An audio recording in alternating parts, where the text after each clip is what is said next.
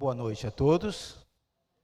Bom esse privilégio de poder estarmos aqui, cultuando a Deus, agradecendo a Deus pela sua presença, pela palavra que vai ser liberado. Eu quero fazer esse convite não somente hoje, mas amanhã às 20h30 pelo Facebook.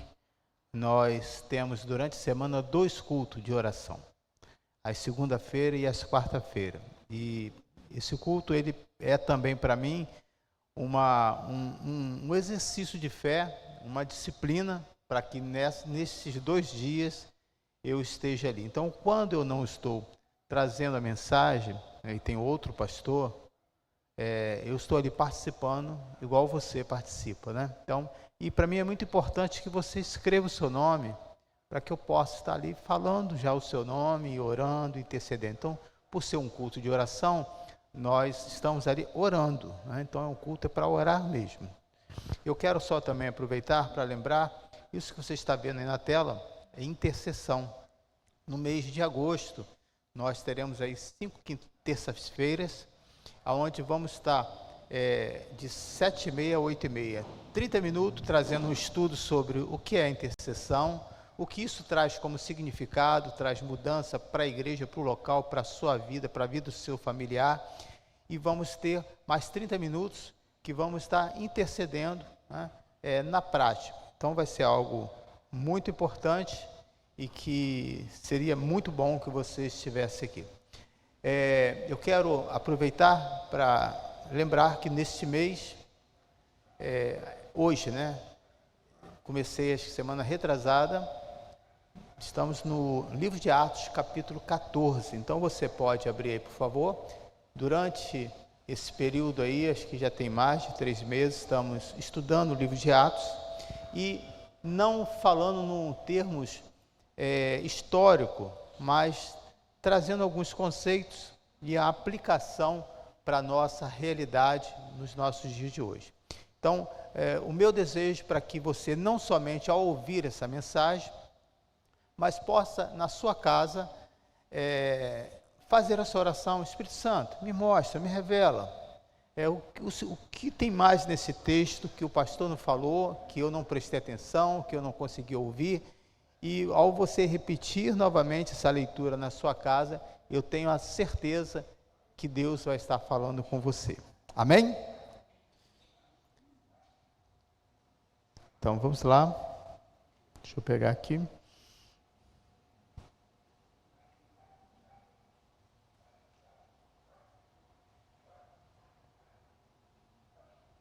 Vamos a partir do versículo 15.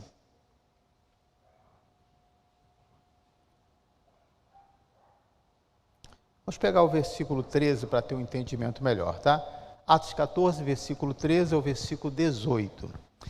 O sacerdote de Zeus, cujo templo ficava diante da cidade, trouxe bois e coroas de flores à porta da cidade, porque ele e a multidão queriam oferecer-lhe sacrifícios.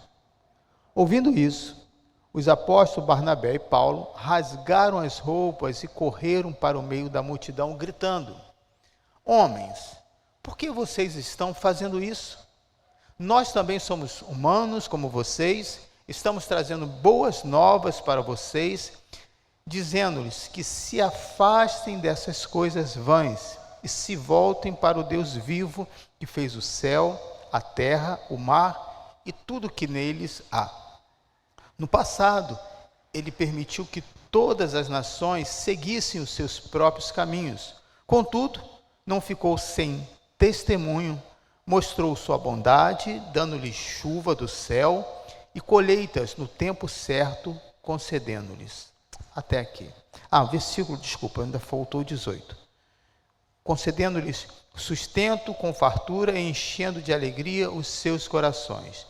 Apesar dessas palavras, eles tiveram dificuldade para impedir que a multidão lhes oferecessem sacrifício. Vamos fazer uma oração? Você pode fechar os seus olhos? Em reverência ao seu Deus. Pai, nesse exato momento, que essa palavra, que é tão boa, que é eficaz, que é verdadeira, seja mais uma vez ministrada aqui nesse local, com inúmeras necessidades, com vários propósitos, com várias pessoas que o Senhor convocou para chegar nesse lugar. Que não possa existir impedimento, nem da minha parte, que estarei aqui pregando, como de cada um de vocês. Então que você possa agora fazer essa oração e dizer: aquieta minha alma, se desliga dos problemas, se desliga das coisas do seu lar e se concentra na palavra, e possa repetir essa oração dizendo: Espírito Santo, fale comigo. Amém. Nós podemos aqui perceber, a partir do versículo 15, que o apóstolo Paulo vai chamar para eles essa responsabilidade. Ele vai estar dizendo: homens, o que vocês estão fazendo? É aquele momento em que você precisa refletir nas suas decisões. É aquele momento em que você precisa estar atento para cada coisa que você está fazendo, para cada compromisso. E como que nós precisamos de pessoas assim, né? Eu gostaria que ficasse na tela, já está aqui na tela, por favor? Me acompanhasse vocês aí da mesa, é isso? Obrigado. Tá? É importante que vocês fiquem atentos, como diz aí no versículo 15, né? Nessa pergunta do apóstolo Paulo: o que vocês estão fazendo? Uma pessoa amiga, querido, já dizia um assim, amigo meu, né? Se você é meu amigo e você me deixa fazer coisa errada, você é o pior inimigo que eu tenho do meu lado, achando que é meu amigo. Então o amigo, ele fala, ele diz: olha, ele não diz o que você vai ter que fazer, mas olha, pensa bem, será que vale a pena você tomar essa decisão? Então Paulo está se colocando aqui nessa posição, ele não fica em cima do muro, né? E aí ele vai dizer qual é o motivo pelo qual ele está ali. Estamos trazendo boas novas para vocês. Então, ele está dizendo: nós não estamos aqui trazendo uma mensagem de uma cultura grega ou de uma cultura judaica. Nós estamos trazendo as boas novas, que não está preso a nenhuma cultura. É uma outra linguagem, é a linguagem do reino de Deus, que se aplica a todas as nações. E aí ele começa a descrever o que esse Deus ao qual ele está oferecendo, o que ele é capaz, o que ele faz, né? Estamos trazendo boas novas, dizendo que se afastem dessas coisas vãs e se volte para o Deus vivo. Só existe uma maneira de você correr de tudo aquilo que corrompe a sua alma, que te seduz. A Bíblia já nos diz que somos tentados pelas nossas próprias cobiças. Não é pelo que o mundo tem, mas o que está aí dentro de você. Então só tem uma coisa para você fazer, e só você sabe. Aquilo que te atrai, que te traz, aprisiona, te traz vício, te traz dependência. O que a Bíblia nos orienta aqui para fazer? Fuja dessas coisas. Um princípio tão simples, mas que é tão difícil quando você está prisioneiro e precisa de alguém para te dizer: olha, sai fora disso. Isso é furada. Isso não vai te levar a lugar nenhum. Essa amizade, ela não tem futuro. E aí ele começa a lembrar desde o passado, no versículo 16, no passado ele permitiu que todas as nações seguissem os seus próprios caminhos, mostrando a liberdade que o nosso Deus dá, né? De você fazer as suas escolhas, mostrando o que é bom, o que é ruim, o que é verdadeiro, o que não é verdadeiro. Contudo, não ficou sem testemunho, mostrou a sua bondade, dando chuva do céu, colheitas no tempo certo. E no versículo 18, apesar de toda a boa oratória do apóstolo Paulo, de bons argumentos, ele teve dificuldade de impedir com que essas pessoas oferecessem sacrifício, mas ele conseguiu. Então, vamos agora ao principal objetivo dessa aplicação dessa mensagem para os nossos dias atuais.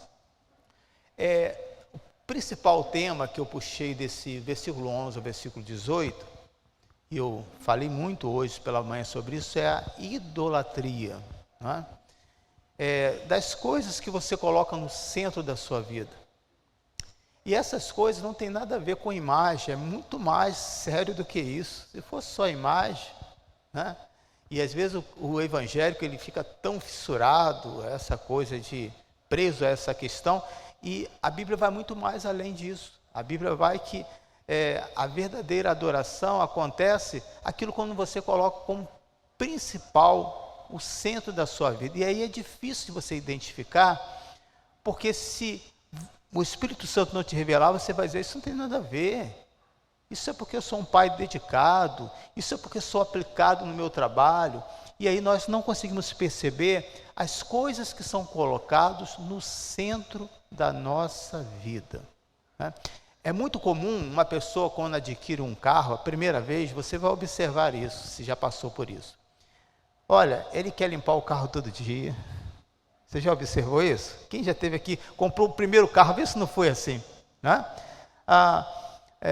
No dia de chuva, eu não quero nem sair, porque eu lavei o carro, eu vou sair com chuva, vai sujar de maneira nenhuma. E se o carro cabe 5 lugares, não vamos colocar 4, porque vai que isso vai estragar a mola, os amortecedores, e por aí vai. Porque aquilo ali passou a ser prioridade, mas com o passar do tempo, ele vai percebendo que aquilo ali envelhece, passa. E no livro de Mateus, fala justamente sobre isso, Jesus fala sobre isso. Passará o céu e a terra, porém as minhas palavras jamais passarão. Então a única coisa que não passa é a sua palavra.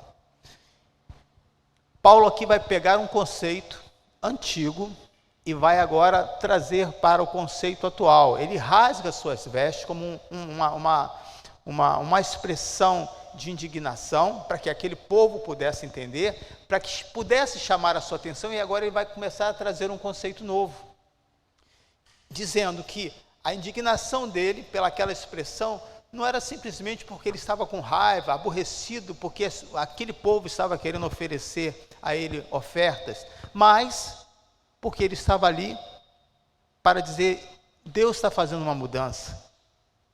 Deus agora está trazendo um novo propósito, não mais de oferecer sacrifício, mas de entregar a sua vida a Ele como um verdadeiro sacrifício. Então, um verdadeiro sacerdote, e aqui nós vamos ver a posição do apóstolo Paulo e Barnabé, ele tem um coração, um novo conceito. Ele começa a entender que as suas experiências do passado foram boas, amadureceu, trouxe sofrimento, trouxe decepções, mas ele agora está aberto a aprender algo novo. Então, quando eu falar um verdadeiro sacerdote, estou falando aquela pessoa que esse é um conceito antigo, né? Mas que hoje, como que se aplica? Quem é hoje são os sacerdotes? Aqueles que foram chamados para cultuar a Deus. Tem algum sacerdote aqui nessa noite? Aqueles que durante a semana faz a sua oração. Tem alguém aqui que faz uma oração? Então você é um sacerdote. E assim por diante, aquele que lê a palavra. Então, veja, os conceitos mudaram. Hoje nós não falamos assim, você é um sacerdote, uma sacerdotisa, mas você é um servo de Deus. Você é um escolhido, você foi um chamado, mas o propósito aqui é o mesmo. O sacerdote tem um coração, um novo conceito, e foram chamados, passam a ser chamados filhos de Deus. Porém, uma das coisas que às vezes trazem muita decepção, uma pessoa que está chegando para a igreja, talvez uma maneira até de querer atrair, segurar aquela pessoa, dizer assim, a partir de agora, desse momento, você não vai ter mais problema. Será que quando você chegou para a igreja, você já ouviu isso na sua vida? Alguém falasse para você? A pessoa não estava mentindo, não. Tá? Mas no intuito de querer aliviar a sua dor, o seu sofrimento, dizer, a partir de hoje você não vai ter mais problema. Mas isso não é verdade. A diferença é que mesmo você atravessando os momentos bons quanto os momentos difíceis, o Senhor trará sobre a sua vida a paz de Cristo. Alguém já passou, já teve essa experiência? De momentos complicados, difíceis, mas sentir a paz, que coisa estranha. Isso não é nada estranho, é porque o Senhor está contigo. Você pode dar glória a Deus? Porque você é uma pessoa que foram chamados. Então, um verdadeiro sacerdote, uma verdadeira pessoa que foi chamado por Deus, ele sabe da dificuldade de como é convencer o pecador do seu pecado. Como é que foi para você chegar à igreja? Alguém te fez um convite e você disse, olha, eu estava esperando essa oportunidade. Igual eu estava querendo ir para o estádio de futebol, eu estava assim ansioso. Foi assim? Não. Talvez você veio pela dor, talvez por um convite de um amigo, por educação, por uma oportunidade, passou aqui na frente, chegou, por um convite de uma pessoa mais próxima, mas a partir do momento quando Deus começa a chamar você para essa responsabilidade, há um conflito aqui muito grande. E quem é que vai fazer essa mudança dessa chave aí na sua mente, no seu coração? Para isso nós precisamos estar orando, intercedendo. Largar esses conceitos antigos, irmãos, é muito difícil. E eu afirmo para vocês que muitos até hoje, como novo convertido, ainda tem conceitos tão antigos de tantas coisas do passado que atormentam o seu coração. Então, uma pessoa que é chamada por Deus, ele sofre com a rejeição, ele sofre com a humilhação, ele sofre com a perseguição. E veja no versículo 18 de Atos 14, apesar dessas palavras, eles tiveram dificuldade para impedir que a multidão lhes oferecesse sacrifício. Então, uma verdadeira pessoa que é chamada por Deus, ela tem inúmeras dificuldades. E aí não compete a nós jogar mais peso na vida daquela pessoa. Eu tenho insistido demais sobre essa questão. Será que você não está em pecado? A pessoa já está com problema, você quer afundar mais a pessoa ainda? É como se um barco tivesse com um furo, fala, vamos fazer mais um furo aqui para ver se ele afunda mais rápido. O que compete a nós quando uma pessoa chega com dificuldade? É de você, conforme o Beto falou aqui, se você aceita um abraço, a pessoa abraça você e dizer, estamos juntos em oração. Mas não é para falar somente por palavra, não, é estar junto mesmo. Marcar lá no zap, sabe aquele zap que você fica jogando conversa fora, vendo coisa irrelevante? Ligar, passa um zap, aí vamos fazer um propósito de oração essa semana? Olha que maravilhoso, para uma pessoa que está passando por um momento de... Eu não estou sozinho. Uma pessoa amiga, que tem um verdadeiro chamado, ele não pensa apenas em si, ele está preocupado com o próximo. E ele vai ter essa dificuldade. Por mais que você queira ajudar alguém, você não vai conseguir mudar a cabeça de ninguém. Mas você tem que continuar tentando, acreditando na palavra do Senhor. Quer ver uma pessoa difícil que foi transformada? Você pode dizer assim, eu.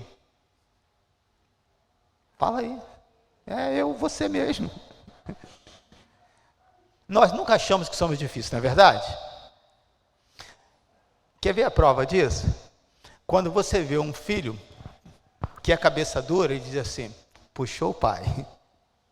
Mas quando é bonitinho, o pai vai dizer, puxou o pai. Quando é a mãe, vai dizer, puxou a mãe.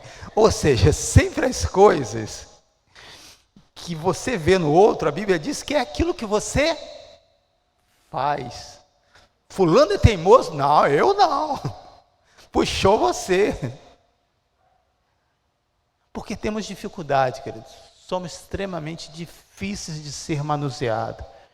Mas esse oleiro, que se chama Jesus Cristo, ele vai moldando, ele vai trabalhando, com muito amor, vai dizendo, eu tenho um conceito melhor do que o seu. Eu tenho a palavra viva e eficaz e transformadora para a sua vida. Aleluia! Foi assim que o Senhor me convenceu. Com muito amor, com muito carinho, foi mudando. Então as dificuldades vão existir. Pode ser que você tente, pode ser que você insista, pode ser que você convide e aquela pessoa não queira vir, não queira estar aqui. Mas é o nosso chamado, é o nosso sacerdócio. É a nossa função que nós temos que fazer. Agora a parte mais importante. Não desista. Será que você já pensou em desistir de alguém? Diz que quando Paulo soube disso, viu aquela atitude, ele correu para a multidão. Ele não se afastou dos problemas, ele foi confrontando. Ele foi dizendo, mesmo todo mundo sendo contra, eu acredito naquilo que está na palavra de Deus. A pessoa que passa por esse processo de conversão, ele tem essa convicção de que a palavra de Deus é mais poderosa, ainda que toda a multidão diga o contrário. Por isso, o verdadeiro sacerdote, aquela pessoa que tem um chamado, ele coloca a sua vida em risco. Ele não se omite. Paulo já tinha passado por uma experiência, e Barnabé tinha visto o que Paulo passou, e mesmo assim, ele confronta aquelas pessoas, dizendo, eu conheço um Deus verdadeiro. Diz no versículo 14, correram para o meio da multidão. A verdadeira pessoa que tem um chamado, ele não tem medo. Por quê? Porque ele acredita. Ele enfrenta as batalhas espirituais. Por quê? Qual é o motivo? Porque ele sabe quem está ao seu lado. Você tem a convicção de quem está do seu lado? O melhor amigo, a pessoa que mais expressa amor por você, não vai conseguir estar ao seu lado ao tempo inteiro. Pode ter essa convicção. E até aqueles que te amavam tanto, talvez nem mais estão hoje, já partiram. Mas a única coisa que não passa e permanece para sempre é o Senhor Jesus. Aleluia. Ele é eterno. Então o verdadeiro sacerdote, ele não tem medo. Eu sei que existem lutas, irmãos, mas nós não estamos aqui para falar das lutas. O Evangelho do Senhor Jesus está para falar das boas novas. Quer ver um exemplo? Nessa semana, essa semana, pode ter esperança, que mais uma vez Deus vai te dar força para você vencer essa semana. Preste atenção nisso que eu estou falando. Essa semana ainda, Deus vai convencer você de coisas que precisam ser mudadas para que a sua vida seja melhor. Não é um passe de mágica, não é aquilo que o pastor fala, mas é aquilo que você ouve e pratica. Paulo está dizendo para essas pessoas, presta atenção nisso. Eu vim aqui para dizer que há um novo conceito, há uma nova mudança. Eu vim trazer as boas novas. Você que vive nessa geração, nessa multidão que existe hoje, você está tendo a oportunidade que muitos ainda não têm, de ouvir e estar atento à palavra do Senhor. Porque ouvir, muitos ouvem, escutam, porém, prestar atenção são poucos. Então, por que uma verdadeira pessoa que tem um chamado, ele não desiste? Porque ele sabe que foi chamado por Deus, ele não tem dúvida no seu coração. E aí, você vai ver no Evangelho de João, capítulo 10, 27 a 29, ele conhece a voz do seu pastor. Ele não diz assim, será que eu sou um cristão mesmo? Não, ele diz, eu sou um cristão. Ele não diz assim, será que Deus está comigo? Ele tem a convicção, o Senhor está comigo. quer eu tome as decisões certas ou erradas, Ele está comigo. Ele não tem dúvida. Por que não tem dúvida? Porque ele tem experiência. Se você não tiver experiência de ouvir Deus falar, de ter um testemunho, de ter uma convicção, uma mudança na sua vida, você vai ter dúvida. Uma pessoa que tem um chamado, que sabe que Deus chamou para o reino, ele não tem dúvida. Vê o que está aí no Evangelho de João, capítulo 10, versículo 27 a 29. As minhas ovelhas ouvem a minha voz, e eu as conheço, e elas fazem o quê? Me seguem. Eu lhes dou a vida eterna, e elas jamais perecerão.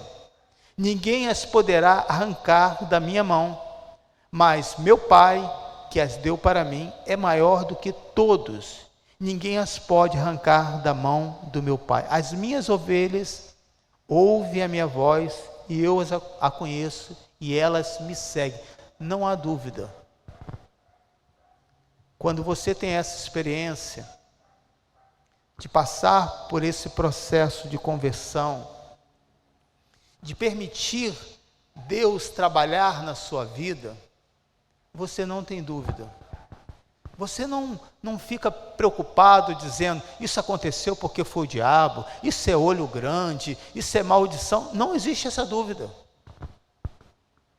Ele me chamou, Ele me conhece, eu ouço a sua voz e o sigo. Quem te segue todos os dias, você que aceitou Jesus Cristo como Senhor, é a maldição? Não.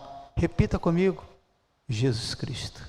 Ele te acompanha todos os dias. Então no versículo 18, eles tiveram dificuldade, mas impediram a multidão de oferecer sacrifício. Todo impedimento, querido, toda dificuldade, ela pode ser difícil no momento, mas me diz, o que na vida você faz que não existe impedimentos e dificuldade? Vamos pegar um exemplo aqui. Quem vai aqui lanchar essa noite? Ninguém, né? Ninguém aqui come. Quem vai jantar essa noite? Tem gente que janta. Tem gente que não vai nem lanchar e nem jantar. Não é isso? É jejum, rapaz. Você já teve essa dificuldade de, num momento frio como esse, aí você fala assim, eu vou comer, mas depois ter que escovar o dente? Não é verdade? Ou então você acabou de escovar o dente e lembrou daquele chocolate, ou daquele bolo maravilhoso. Aí você olha para ele e diz, mas se eu comer eu vou ter que escovar o dente? O que você acha? Então veja, querido, a dificuldade, se existe nas coisas simples, imagina nas coisas reais, dos fatos. Mas à medida que você vai enfrentando, você vai comer aquele bolo de chocolate, vai escovar o dente e dizer, eu escovei o dente, mas valeu a pena. O que nós podemos ver, querido, que as dificuldades, elas são reais, mas você, quando confronta essas dificuldades, você na realidade está escrevendo o seu testemunho.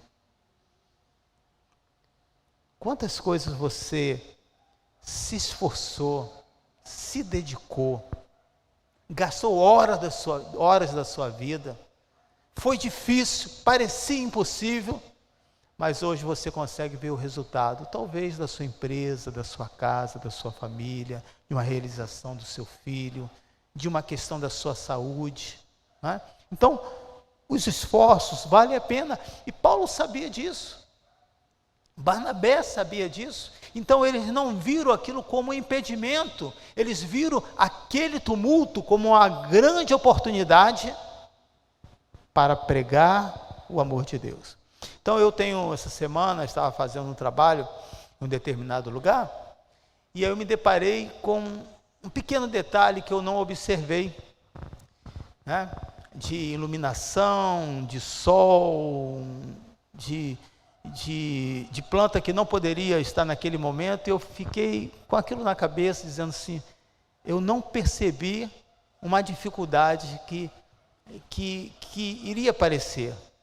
Mas, ao mesmo tempo, eu comecei a pensar sobre isso, dizendo, essa oportunidade, essa dificuldade vai me dar uma oportunidade para eu criar algo novo e criar uma solução. É assim na sua vida. As dificuldades não é para você abaixar a cabeça e dizer assim, eu não acredito, mais uma vez eu estou vindo para esse lugar e esse povo está se levantando contra mim. Não. Paulo viu aquele momento, uma grande oportunidade de trazer a palavra para aquelas pessoas e ter uma mudança. A realidade é que Paulo e Barnabé conseguiram impedir aquele sacrifício,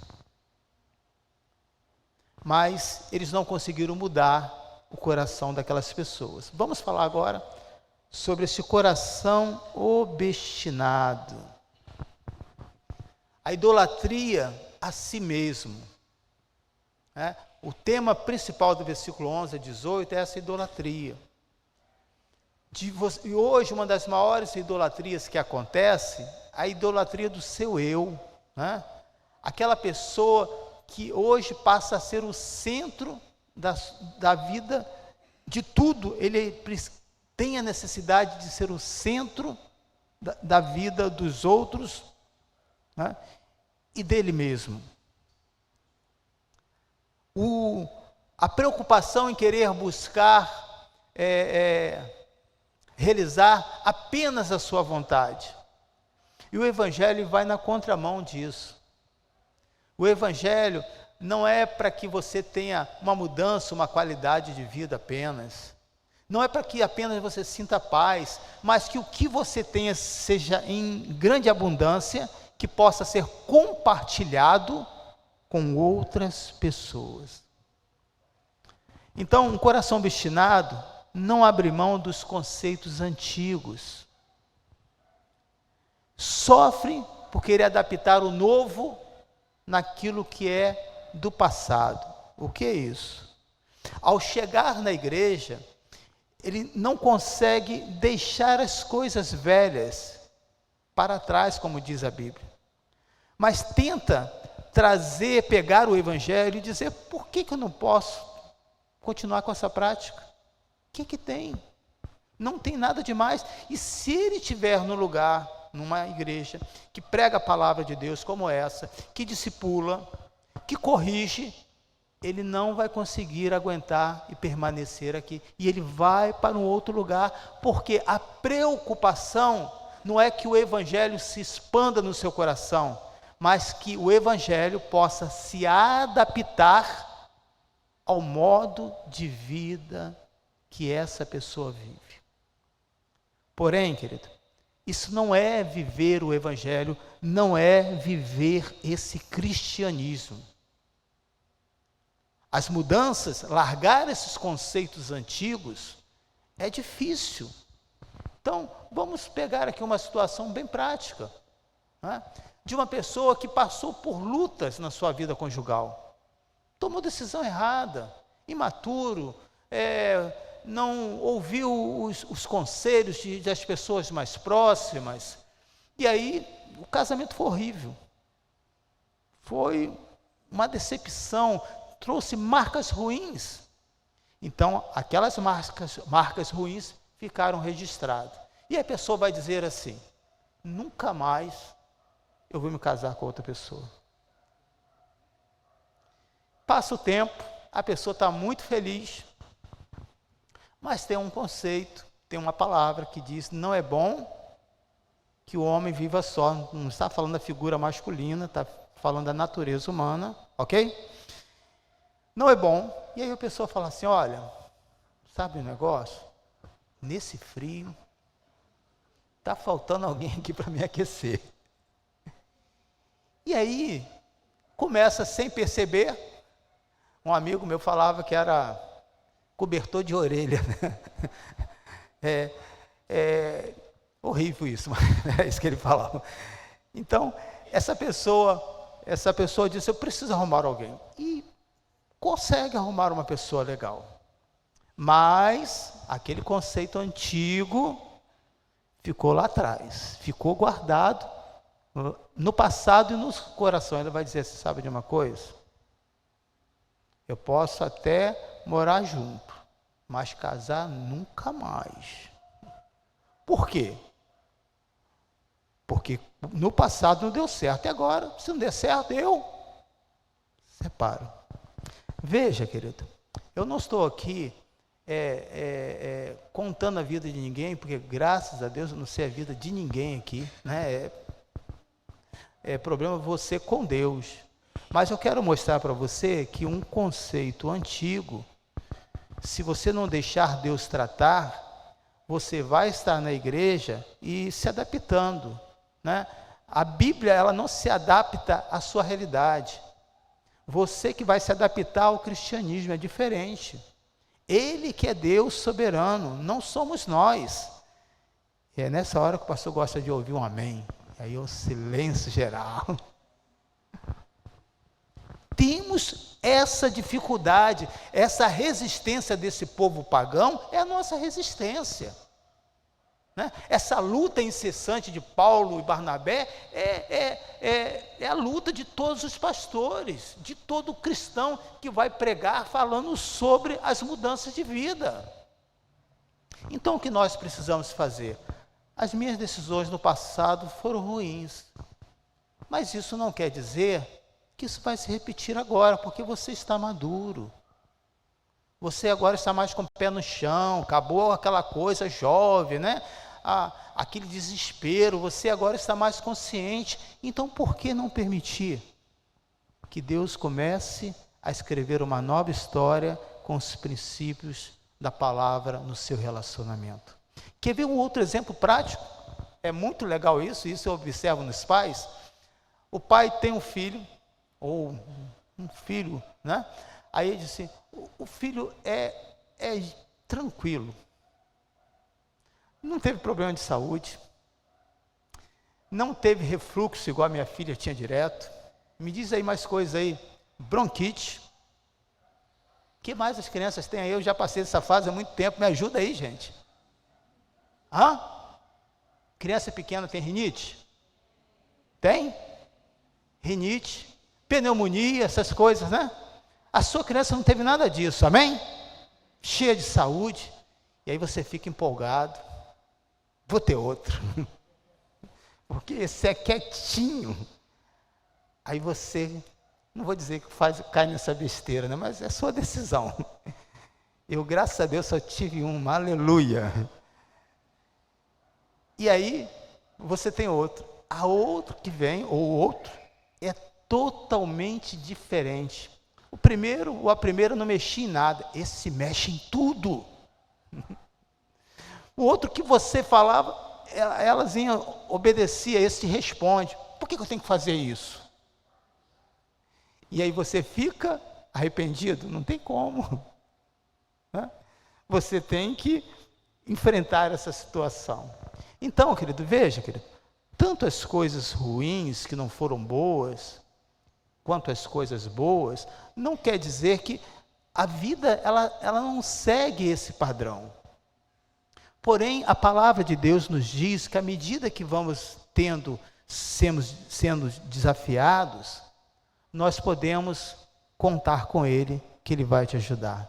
Pai, você que está desesperado, o Senhor está contigo.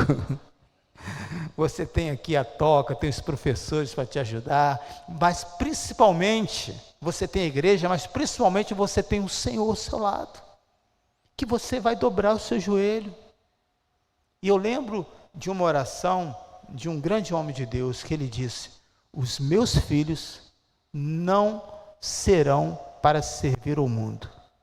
E a oração dele foi mais profunda ainda.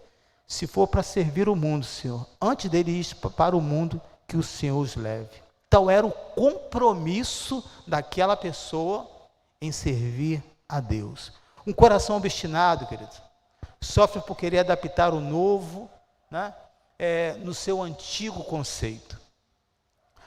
Podemos impedir por um determinado tempo, Mas nós não conseguimos convencer uma pessoa quando está com seu coração obstinado. Você não consegue convencer.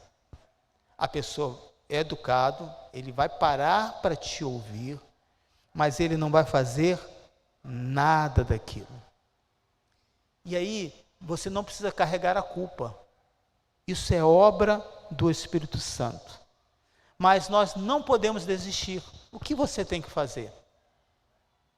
Orar pelaquela pessoa. E às vezes, é tanto tempo que nós oramos, que bate um desânimo. Você sabia? É tanto tempo. E aí você está orando com uma pessoa que está bebendo, e parece que quanto mais você ora, mais aquele pinguço mete o pé na cachaça. Por mais você ora para aquele viciado, parece que ele mais fica na dependência. Mas você não pode basear por aquilo que você vê, porque você sabe quem está contigo. Quem está com você é o Senhor. Se Paulo e Barnabé não desistiram, por que nós vamos desistir? Isso é obra do Espírito Santo. Olha, foram inúmeros aconselhamentos, inúmeras orações. Algumas deram certo e pessoas mudaram radicalmente. Outras levam anos para ter essa mudança. Mas se nós desistirmos desse mundo, querido, se hoje está ruim com a igreja, imagina se a igreja desistir. Deus tem chamado você, querido, para exercer esse sacerdócio. Observe a oração de um coração obstinado pelo pecado. No versículo 8 de Atos 14, essas pessoas foram testemunha de uma cura. Eles viram isso aí, ó. Um homem paralítico dos pés, aleijado desde o nascimento, que vivia ali sentado e nunca tinha andado. Vivia ali sentado. Então, não era uma pessoa que apareceu do nada, não foi plantado, não foi um teatro, né? Paulo não botou essa pessoa lá e Barnabé para chamar, nada disso. É uma realidade. Então, eles testemunharam aquele milagre. Se fosse cura dos deuses ao qual eles ofereciam várias oferendas, por que esse homem não tinha sido curado? Então, toda a prova estava ali. Eles ouviram daqueles que eles acreditavam que era o Deus Paulo e Barnabé, dizendo assim, olha, não foram nós que curamos esse homem, mas ao Deus ao qual nós estamos proclamando que Ele continua operando e realizando grandes milagres. Mas mesmo assim, querido, essas pessoas continuaram obstinadas em não querer aceitar. Eu queria que você parasse para pensar sobre isso. Uma pessoa com o coração obstinado, decidido a viver uma vida de pecado, ele pode te levar aos céus ou ao inferno ao mesmo tempo. Se você não confronta, não concorda, isso eu vejo várias situações, eu na minha função como pastor, né? Ao mesmo tempo que te leva você numa posição de dizer, olha, você é uma pessoa muito importante, você me ajudou muito, mas quando você começa a apertar alguma coisa, você vai do céu ao inferno. Eu te odeio, eu não gostei disso que o Senhor falou, e assim por diante. Um coração obstinado é assim, ele não é maleável, ele não é flexível, ele já está tão enrijecido com a dor, com o passado, que diz assim, vivi assim, nasci assim, vivi assim, e vou morrer desse jeito. Mas eu quero dizer para você, nesta noite, que mesmo esse coração obstinado, que é impossível que alguém que tem um dom que Deus deu para curar, olha que coisa interessante, Paulo conseguiu curar um homem de nascença, mas não conseguiu mudar o coração daquelas pessoas. Quem é que faz essa obra? o Senhor. O que mais nos impressiona? Uma pessoa deficiente andar ou um coração mudado?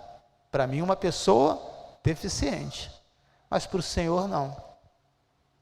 Para o Senhor, uma pessoa com coração obstinado, duro, ele pode ser transformado e ser um grande homem e uma mulher de Deus, que exerce um verdadeiro sacerdote, uma pessoa gentil, uma pessoa amável.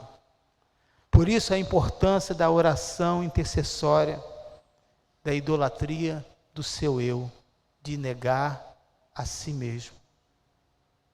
Veja, essa foi a convocação que Jesus fez para os seus discípulos. Você quer ser essa pessoa como filho de Deus, como filha? Eu tenho um convite para você.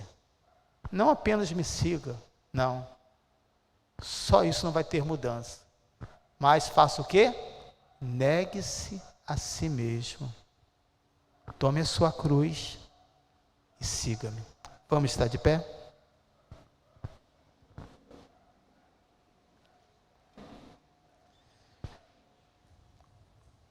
Eu gostaria, junto aos instrumentos, tocasse, cantasse bem baixinho. Enquanto isso, eu quero fazer essa oração por você.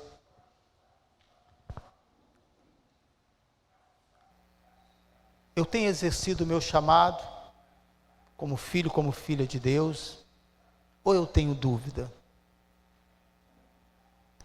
Ou eu penso que isso de confrontar as pessoas e chamar uma realidade é só para o pastor, para o líder da igreja? Não, não é, querido.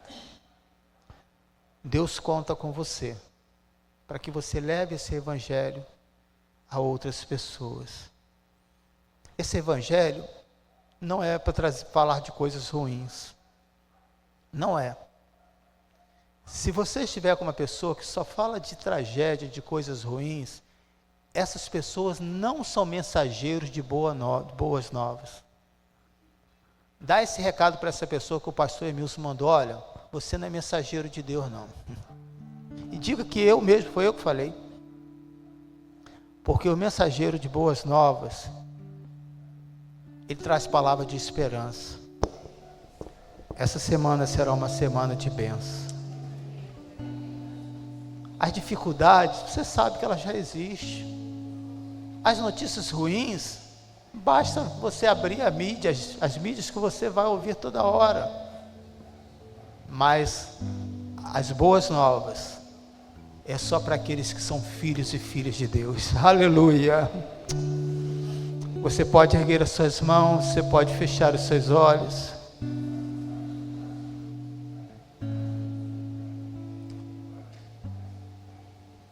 Existem coisas, querido, que Deus às vezes mostra e você não entende. Eu quero fazer essa oração. Eu quero orar por você.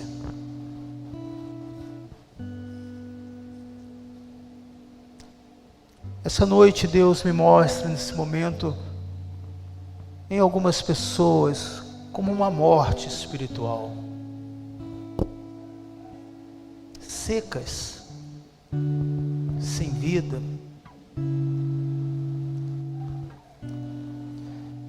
Você foi chamado para se alimentar dessa boa palavra. Uma planta, quando ela está com pouca água, ela começa primeiro a secar a pontinha das folhas. E se ela está desnutrida, ela começa a secar todas as folhas. E parece que ela está morta, mas ela está lutando para viver. Mas basta novamente ser regada, ser nutrida, e aquelas folhas e flores começam a brotar. O mesmo Criador que fez as plantas, criou também você. Nós precisamos dessa bebida, água, mas eu estou falando de uma outra água, da água da vida. Que talvez você não tenha bebido o suficiente dessa água da vida e tenha andado assim desnutrido, esgotado, fraco. E o Senhor está te chamando nessa noite, dizendo: eu tenho a mensagem que vai saciar a sede da sua alma. Eu vou dar aquilo que você precisa.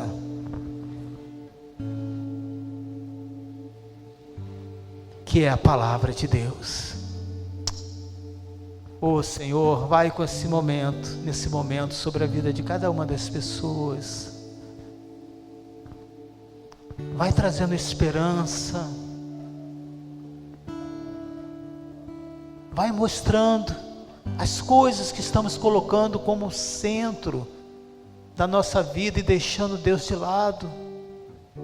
Às vezes coisas tão simples, irmãos, que não tem como eu falar para você, porque eu não vou conseguir mudar, e você ainda vai ficar aborrecido achando que é algo pessoal, que alguém falou para o pastor, e eu não sei nada da sua vida. Mas eu quero dizer para você que o Senhor sabe, desde a hora que você acorda até a hora que você dorme. Cada dia da sua vida ele é contado e registrado pelo Senhor, aleluia. E é possível você contar uma história diferente. É possível você ter uma família bem estruturada, com os princípios da palavra de Deus. É possível você, como jovem, ser uma pessoa consagrado, cheio da presença de Deus, livre de todo pecado, de todas as coisas que te amarram. Mas é a realidade que nós não conseguimos fazer isso sozinhos. A igreja é esse instrumento para te abençoar, para andar junto com você. Pai, que nesse exato momento eu me levanto nessa posição como esses grandes homens de Deus, para dizer a boa nova, a grande testemunho para a sua vida. Eu tenho esperança para você. Eu quero que você faça essa oração agora. O que você precisa para a sua vida? Que o Senhor possa conceder a tua paz e trazer esperança para você. Aleluia. Que eu me constranja com a sua glória e todo teu amor. Infinita humildade, servos de todos os irmãos. Mas de ti, Senhor. Mas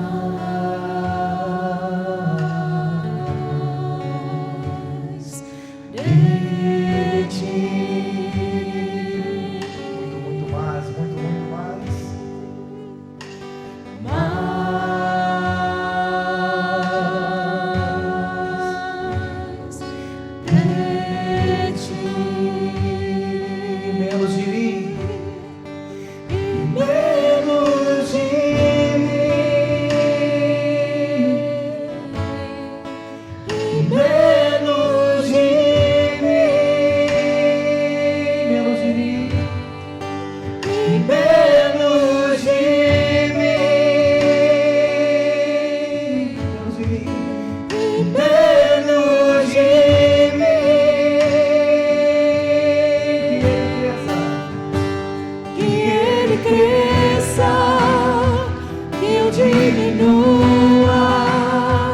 Que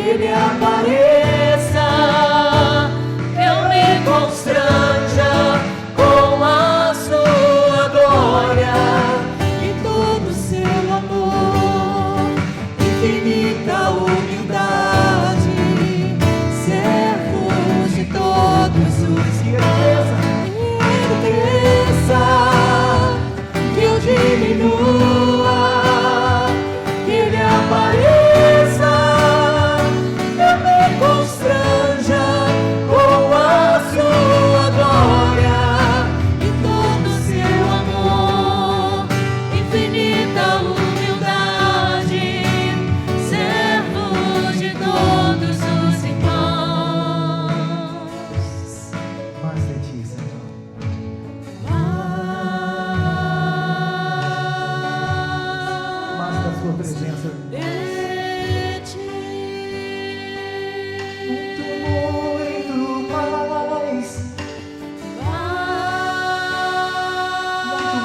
mais da sua presença, Senhor.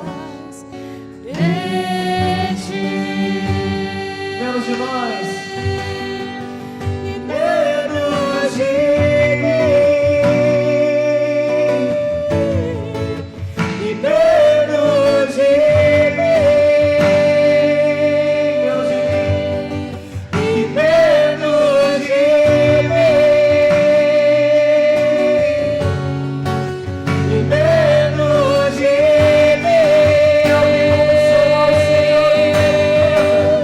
Que Ele cresça, que eu diminua, que Ele apareça, que eu me constranja com a sua glória e todo o seu amor, infinita humildade, servo de todos os irmãos.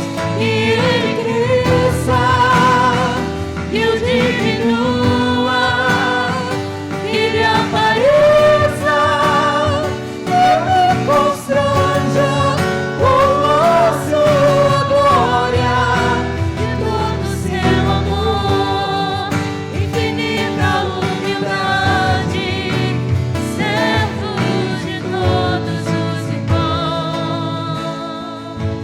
Ó grande Deus. Obrigado, Senhor. Obrigado pela sua palavra.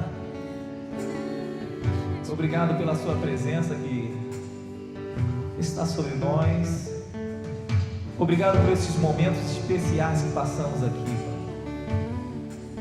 Que o Senhor possa nos conduzir de encontro ao nosso lar, com nossos corações cheios da sua presença, para que possamos enfrentar essa semana diante de todos os obstáculos que podem se surgir, preparados. Que a presença do Senhor vá contigo, que o Espírito Santo lhe acompanhe onde você estiver, que a presença de Deus possa sair de mãos dadas e permanecer com você, livrando desse mal, livrando desses homens, te guardando por onde você passar, e que ao deitar você possa glorificar ao Senhor, agradecendo pelo lindo e maravilhoso dia que Ele te deu. Que a presença de Deus te acompanhe e continue com você, não apenas agora, mas para todo sempre. E você que assiste em casa, que Deus te abençoe, que Deus te guarde, que Deus continue com você, com a sua família e com a sua casa, trazendo sobre você e sobre todos nós a sua presença maravilhosa. Amém? Eu poderia estar em qualquer outro